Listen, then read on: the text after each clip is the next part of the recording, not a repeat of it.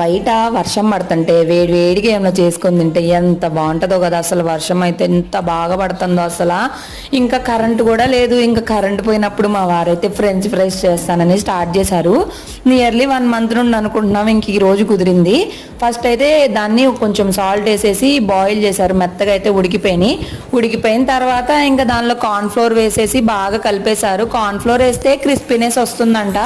ఇంకా ఆయిల్లో వేసి డీప్ ఫ్రై చేయడమే. టేస్ట్ అయితే మామూలుగా లేదు. మనం బయట ఫ్రెంచ్ ఫ్రైస్ చాలా కాస్ట్ పెట్టి తీసుకుంటాం, కానీ ఇంట్లో చేసుకుంటేనే చాలా ఈజీగా ఉన్నాయి, టేస్టీగా ఉన్నాయి, ఎన్నైనా చేసుకోవచ్చు, ఇంక మనకి ఇబ్బంది ఉండదు.